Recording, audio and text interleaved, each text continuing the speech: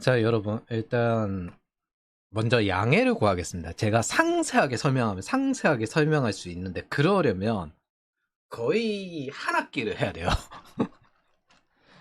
그래서 적정 수준의 단순하게 설명을 하고 있는 중인데, 여기서 생략된 게 많아요. 국채 금리가 올라가면은 왜 중산층이 붕괴하고, 그 다음에 인프라 투자부터 없어지거든요. 예를 들어 지금 이제 트럼프가 계속 금리 낮추라 하는 것도, 저기 데이터 센터에 걸려 있는 게 인프라고 전기잖아요. 이런 거는 에너지 가격이랑 그 다음에 금리에 영향을 많이 미칩니다. 에너지 가격이야 관세 때려서 전 세계 디플레이션화 시키면은 석유와 석탄 수요 이런 것들이 줄어들기 때문에 에너지 가격은 낮출 수가 있는데, 금리 자본 조달 비용을 낮춰야 되는데 지금 이제 연준이 정치화돼 가지고 안 낮추고 있죠. 연준도 알아요. 이거 안 낮추면은 이 다음 정권 바뀌었을 때 그 정권 바뀐 게 공을 다 먹는다. 세팅은 이제 트럼프가 다 해놨으니까. 그래서 지금 그렇게 싸우고 있는 거예요. 이런 거를 하나하나 설명하기에는 너무나도 복잡하고 그리고 크게 생산성도 없습니다. 그래서 매크로적으로만 설명을 합니다. 그걸 양해해 주시고 이걸 봐주시기 바랍니다. 자, 그래서 지금 현재 취업지도의 하드머니 경제대응편이거든요. 이지머니는 끝났다.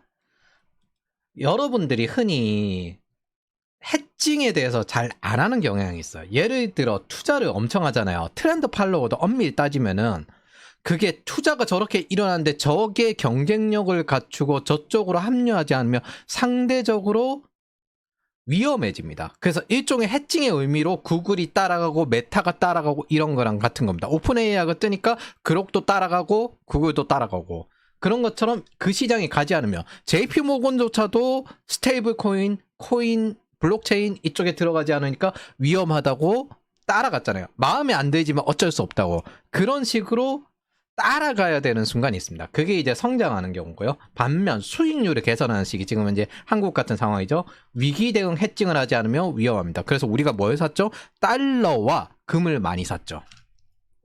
한번 추락하면요, 다시는 올라가지 못할 수도 있어요. 그래서 계속 생각하고 움직임을 멈추면 안 됩니다. 가만히 있는 게 제일 위험해요, 세상에선.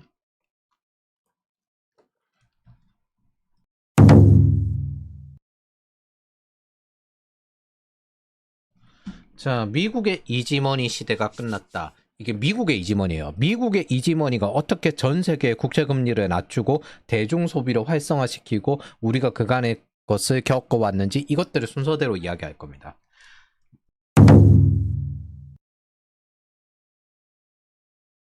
첫 번째, 신자유주의는 도구마가 아니에요. 이거는 그냥 사회주의 계몽 전략이었습니다. 자, 이걸 순서대로 알아봅시다. 신자유주의와 자유무역을 무슨 도덕쯤으로 생각하는 사람들이 있는데, 이건 스탈린주의, 시진핑주의, 김일성주의, 인구감축론, 전 세계를 사회주의화 시키면은 국가와 계급이 일거에 소멸할 것이다. 마르크스의 세계관을 어떤 식으로 이룰 것인가, 혁명 전략, 즉 방법론입니다. 지구 정복을 해야 되기 때문에 공산화라는 이 혁명 전략에 대항한 자유주의에서 대응한 전략이었어요. 자, 근데 소련이 망했잖아요.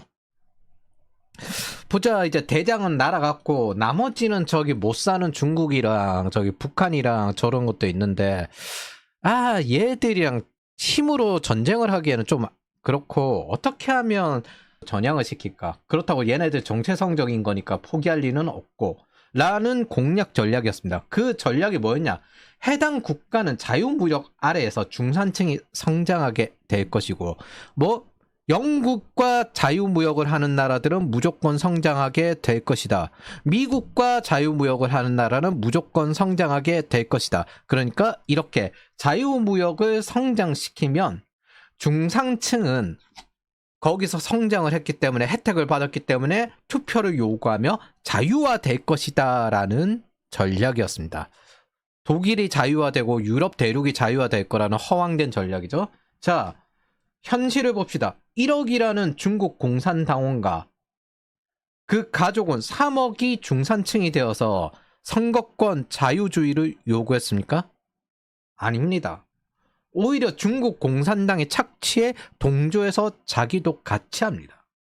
즉 신자유주의는 실패했습니다. 세계화 전략은 실패했고 그럼 워킹하지 않으니까 폐기해야 됩니다. 이 정치와 경제 분리도 도그마가 아니라 신자유주의식 전략에 기반해요. 이게 더 효과적이라고. 근데 정치 이야기 하지 말자라는 게 마치 일종의 도덕처럼 받아들여지고 있습니다. 정치관이 가치관이거든요. 나는 자유진영의 방향으로 갈 거냐, 자유주의 방향으로 가야 되느냐, 아니면 집산주의 방향으로 가야 되느냐, 그게 저 가치관입니다. 근데 방향성이 없이 이것도 좋고 저것도 좋고 하면 되지, 그거는 가치관 자체가 없는 거죠. 자, 중국이 천안문 사태를 만들 때 그래서 클린턴은 욕을 하면서도 이 전략을 수행을 했어요. 중국 WTO에 가입을 시키면서. 핵심 과정, 거대한 시장 경제 혜택을 주면 얘네들은 사회주의자니까 거래를 안 좋아해. 근데 이 혜택을 받으면 국가도 자유주의가 될 거야. 선거권을 요구할 거야. 중산층이 성장해서. 그런데 같이 착취합니다. 전략은 워킹하지 않았습니다. 오히려 마르크스 레닌주의의 중공만 부상을 시킨 거죠.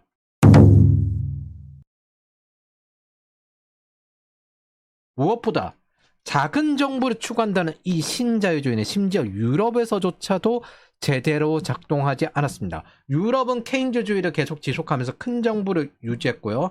중국은 덤핑을, 그리고 유럽은 방만하게 복지를 뿌리고 심지어 신마르크스주의는 이 대중 소비를 통해서 더욱 득세해서 언론과 광고, 문화, 예술 이런 계통을 장악을 했습니다.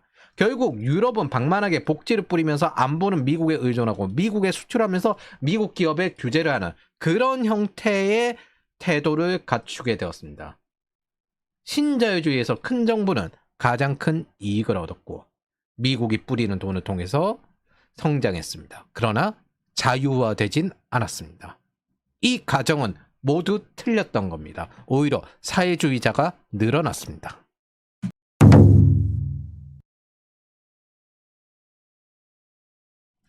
자, 기본적으로 이게 자본의 자유화가 있어야 저런 게 가능하거든요. 왜냐하면 선진국이 먼저 투자를 해줘야 돼요. 그리고 개도국은 싼 노동력과 여러 가지 규제 없는 걸 제공하는 게 전부입니다. 그래서 일어난 패턴을 보면요. 선진국 입장에서는 그래서 안전자산화 됩니다. 자신들이 성장하는 구조가 아니라 안전자산으로 자신들의 화폐와 국채를 팝니다. 그래서 국채금리가 하락을 해요. 그리고 개도국 입장에서는 자기네들 국채 자체가 안전자산화가 안 되거든요. 우리도 90년대 정도 되어서 10년물 국채가 겨우 팔리기 시작했고 지금도 10년물 국채가 매도되고 잘 안 팔리고 있잖아요. 그래서 개도국 입장에서는 선진국 국채를 보유해서 자기네들 안전을 도모하는 거고 선진국 입장에서는 개도국에 투자해가지고 화폐 가치가 개도국이 하락을 해요. 하락하는 대신 고성장 자산의 역할을 해주는 겁니다. 그래서 외국 자본이 유입되면 또 여기는 그것 때문에 국채 금리가 감소하는 요렇게 순환 경제를 돌려가지고 생산성을 만드는 형태를 되었거든요. 그래서 금융은 순환 구조를 짜야 돌아가는 사이클이에요. 이걸 반복할수록 커집니다. 이게 이지머니가 돌아가던 방식이에요. 자, 다시 정리할게요. 선진국은 안전자산 역할을 해주고요. 그 다음에 개도국은 고성장 자산 역할을 해줍니다. 선진국은 규모가 크죠. 규모가 큰 시장에서 여기에 조금만 투자하는 거는 적절한 포트폴리오 비중이거든요. 그래서 조금 투자해도 저기는 규모가 작기 때문에 인플레이션이 오르는 거예요. 그거를 선진국에서 만든 생산품을 주문을 해가지고 여기서 가져와 주는 겁니다. 그러면 외국 자본이 유입이 되죠. 그리고 국채금리 감소 효과가 일어나고 이걸 발판을 해서 다시 또 소비를 늘리고 부동산을 늘리고 이러면 이 사람들 생활 수준이 올라갑니다. 그 생활 수준이 올라가는 만큼 다시 선진국 물품을 또 사줄 수 있을 것이다. 이렇게 기대하는 거였습니다. 이런 것들의 패턴이 반복할수록 커지는데 이런 걸 스케일 불변성이라고 합니다. 복리 효과로 사이클이 반복되면 반복될수록 규모가 커지는 거예요. 그래서 선진국은 개도국에 직접 투자를 하고 개도국은 싼 제품을 공급하고 선진국은 이걸로 인플레이션을 억제하기 때문에 다시 국채금리를 낮출 수 있고 개도국은 이걸 번 돈으로 선진국 국채를 매입해서 안전자산화되고 덕분에 선진국은 다시 또 국채금리가 더 낮아지는 겁니다. 양쪽 모두 자본 조달 비용이 감소해요. 이게 흔히 보는 여러분들이 최근에 머스크가 누군가는 저기 똥을 먹었는데 100달러 줄 테니 똥을 먹었어. 이제 내가 그 100달러 가지고 너도 똥 먹어 했더니 둘 다 똥만 먹고 100달러가 오간 거밖에 없잖아. 요거랑 똑같은 구조가 이 구조입니다. 그 과정에서 금융이란 거는 돈을 가지고는 실물 경제 자체를 움직이기에는 되게 어렵습니다. 그래서 기본적으로 섹터 로테이션이 생기는 거거든요. 예를 들어 경기가 침체 위기로 들어갈 것 같다 하면 방어형 주식인 식품이나 의료 이런 쪽으로 도망을 가는 겁니다. 스마트 머니들이.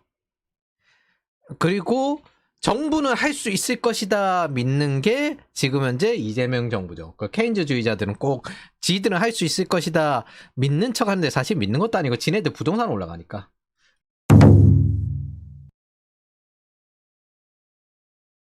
자, 어쨌든 이렇게 스케일 불변성으로 사이클을 굴려주던 시대는 끝났습니다. 미국이 이제 자신들이 성장 자산이 되겠다며 외생적 성장이 아닌 내생적 성장을 선언했어요. 미국 국채금리가 이제 한국 국채금리보다 높아지기 시작을 했습니다. 그리고 일본의 금리도 올라가고 있고요. 즉 강달러 저금리지만 상대적으로 한국보다는 고금리가 될 겁니다. 이 뜻은 미국이 더 이상 안전자산 역할을 하지 않는다는 거예요. 즉 이 안전자산은 금으로 변화했습니다. 미국은 이제 성장자산 역할을 하게 됩니다. 성장해야 미국이 파산을 면하고 중국에게 따라잡히지 않고 중국을 이길 수 있으니까. 이거 체제 경쟁이거든요. 체제 경쟁의 첫 번째는요. 누가 성장 공식이 오르냐 이겁니다. 그래서 안전자산 포지션도 유지하려면 글로벌을 디플레이션화 시켜야 됩니다. 그래야 니네들이 우리한테 도망오겠지. 중거 통화에선 벗어나지 않을 테지만 적어도 미국의 투자는 더욱 많아질 겁니다. 자, 트럼프가 1월 14일 날 이 말했죠. 미국에 투자하라고. 디스인플레이션 호황이다. 실제로 되고 있긴 하죠. 미국에 투자해라. 자, 그러면 한국의 국고채 및 미국 국채를 보죠. 그간에 국고채 금리가 쭉 떨어진 거 보이십니까? 시장이 개방하면 개방할수록 국고채 금리가 쭉 떨어져요. 저금리가 쭉 내려옵니다. 이게 뭐다? 일단 미국 국채는 팔리고 그 다음에 물자로 싸게 들어오니까 기준금리는 더 낮출 수 있고 요게 반복이 되는 거예요. 그런데 이때부터 이제 금리들이 전부 오르고 있죠. 지금 현재 상황을 보면은 중앙은행 금리가 낮은 상태에서 이제 변화를 안 시킨 상태에서 시장 금리로만 국채가 튀어 올랐거든요. 요거는 중앙은행 금리가 높았을 때고 시장 금리로만 국채가 튀어 올랐거든요. 자, 일본도 보십시오. 제로 금리를 드디어 졸업을 하고 국채 금리가 튀어 올랐습니다. 문제는 일본은 저금리로 자기네들 정부를 굴리던 것이었는데 금리가 튀어 오르면서 답이 없어졌어요. 장기간 떨어져 오던 국채금리, 즉 조달 비용이 감소가 이제 상승으로 바뀐 겁니다. 유동성 프리미엄을 통한 자산 가격 상승, 부동산 가격 상승도 사실 이 연장입니다. 대출을 쉽게 받을 수 있으니까 더 많이 살 수 있죠. 돈을 많이 뿌렸는데 대출을 막아놓으니까 이제 어디로 가요? 미국으로 가는 거죠. 한국 주식은 믿을 게 아니고 장기 자산도 아니니까. 한국에 남는 사람도 한국에 집을 사야죠.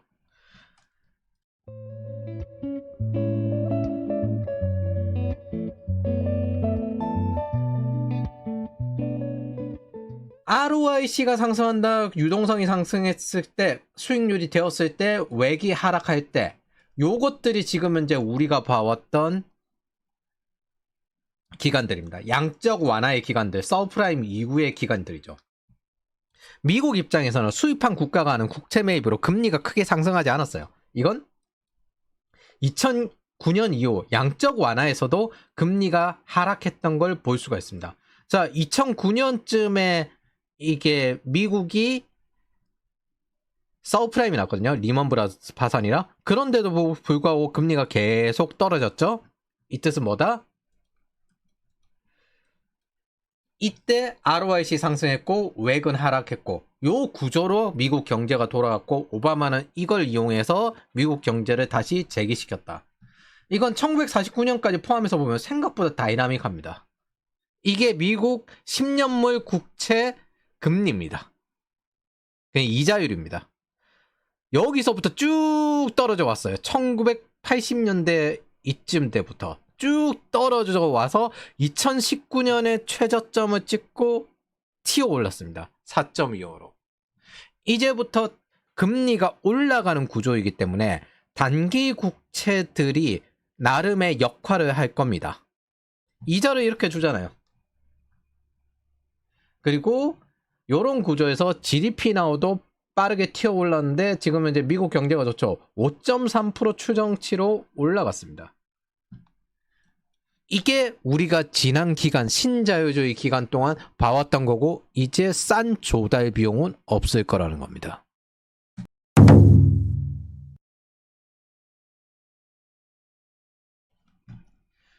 자, 세 번째. 이 과정에서요, 좌파 국가들은 선진국의 투자를 받고 선진국 기업들에게 투자를 받아요. 그러면 그 선진국 기업들에게 투자를 받는데 좌파 정부들은 그걸 배신으로 되돌려주는 경향이 컸습니다. 한국도 여기서 크게 벗어나진 않습니다. 사회주의 국가들에게 투자를 한 걸 보죠. 베트남 사례. 삼성이 15년간 30조를 투자했습니다. 베트남에. 베트남 GDP 25%가 삼성에서 발생을 해요. 결과는 소유권을 공격하고 투자금 회수가 불가능해졌죠. 투자 받을 때는 좋다고 하다가 안정화되면 뒤통수를 칩니다. 이게 무슨 자유무역이에요? 워렌 버핏이 경영자가 주주 가치에 관심이 있는가를 따지는 이유고, 정부 신뢰가 없으니까 우리도 원화를 버리고 달러로 가잖아요. 왜? 돈을 더 뿌릴 거 알아. 답은 정해져 있어. 2027년까지 너네들은 확장 재정한다고 했어. 추경을 하든 뭘 하든 어차피 우리가 나중에 달러를 가지고 다시 되돌아와도 국채 금리로 더 많은 이익을 얻어. 어차피 금리는 튈 테니까. 정확히 여기서 말하는 건 기준금리가 아니라 국채 금리예요. 결론. 좌파에겐 투자 가치가 없습니다. 모두 뒤통수로 끝납니다. 한국의 쿠팡도 보십시오. 중국의 자유화를 기대한 미국, 베트남에게 뒤통수를 받은 삼성. 회수가 안 돼요. 투자는 회수가 되어야 투자인데 회수가 안 돼요. 자, 보통 투자가 일어날 때 데스밸리로 이때 투자 기간을 손실을 보면서도 투자를 계속 해주거든요. 번 돈 그대로 투자를 해주고, 근데 이거 이익으로 회수도 안 될 때 뒤통수를 칩니다. 스케일이 되었다고.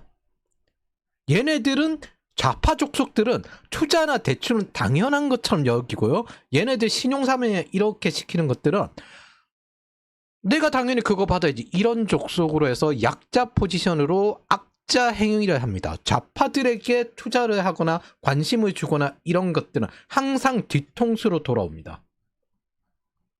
그게 매크로에서도 확인이 되었습니다. 즉 이지머니 시대는 끝났고 앞으로 하드머니 시대. 그래, 역시 선진국 우리 자신에게 투자를 해야지. 우리 노동자에게 투자를 해야지. 국경을 그어.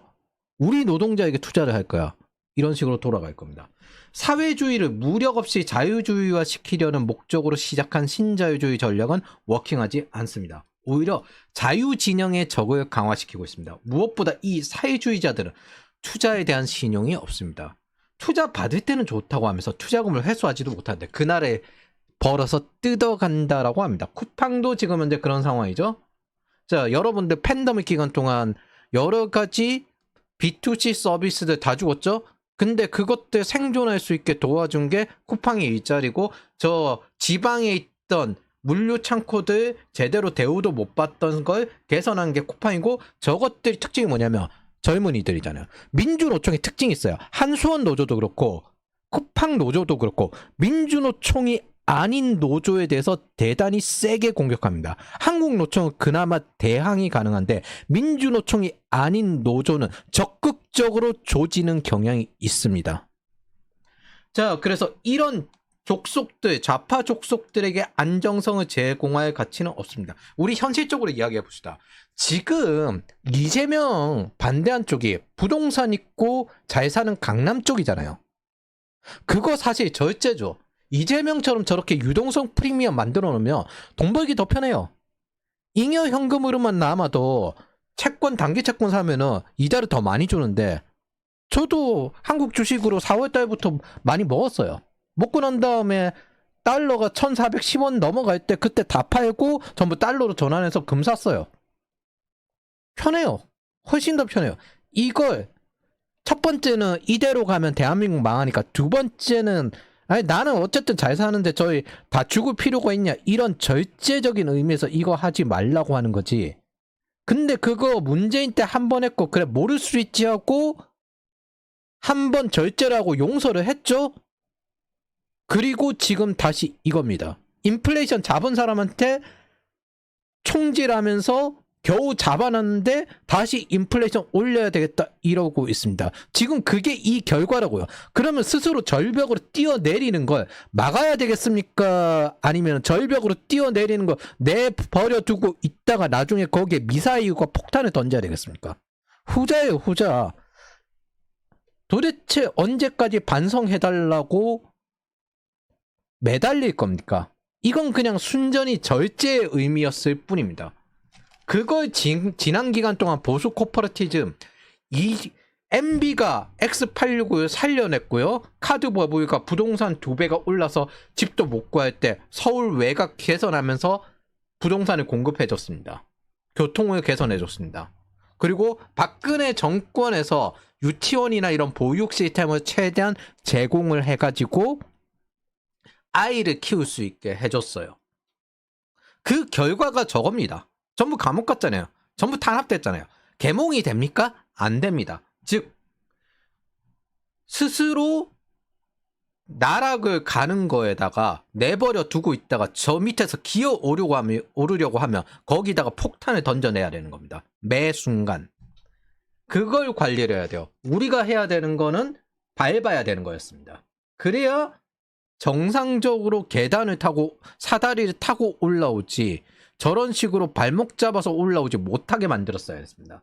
즉 전략이 워킹하지 않습니다. 너무 쉽게 사회주의 국가를 적당히 중진국급으로 만들어졌어요. 전략이 워킹하지 않으면 폐기해야 됩니다. 신자유주의는 실패한 전략이자 중국과 유럽 신좌파를 키운 전략이고, 동시에 그건 국가 내부에서도 저런 배급 족속을 키운 현황입니다. 애매하게 살면 제일 못 산다고 하죠. 일하면서 뭐 기초수급을 받는 사람들보다 살짝 나은 수준이니까. 지금 현재 연금을 받는 사람들보다 기초수급 받는 사람이 더 많이 받는다고 나왔습니다. 자, 창녀지원금이 지금 일하는 사람들보다 더 많이 받습니다. 이게 지금 현재 우리가 마주한 겁니다. 금리를 올려야죠. 예. 이제 하드머니로 좀 가야 될 때가 되었습니다.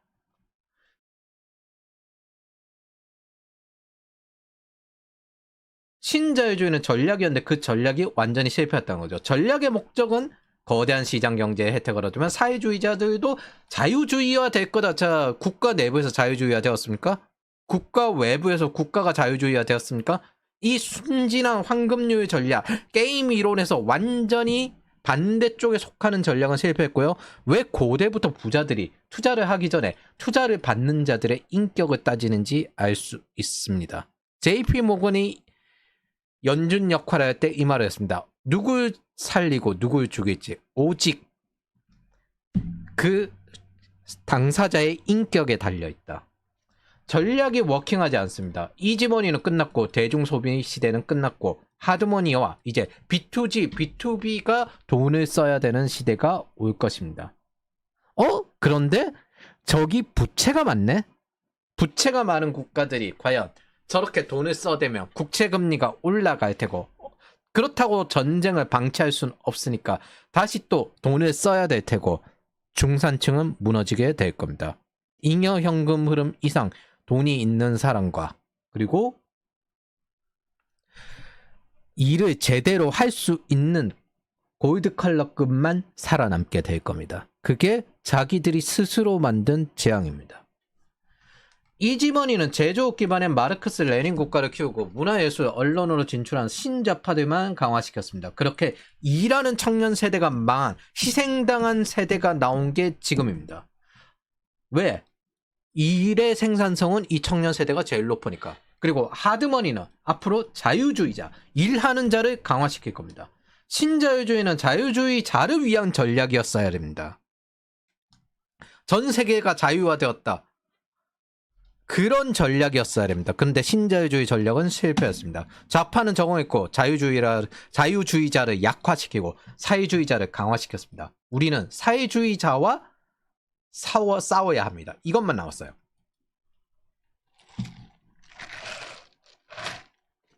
결국엔 사회주의자와 사회주의 체계는 분리할 수 없다는 겁니다. 정치와 경제를 분리할 수 없다는 거예요. 계몽을 사칭하면서 욕구를 맞춰주는 전략만큼 호구적인 전략이 어디 있습니까? 즉 이들의 가치관과 이들이 행동하는 시장을 분리할 수 없었다는 겁니다.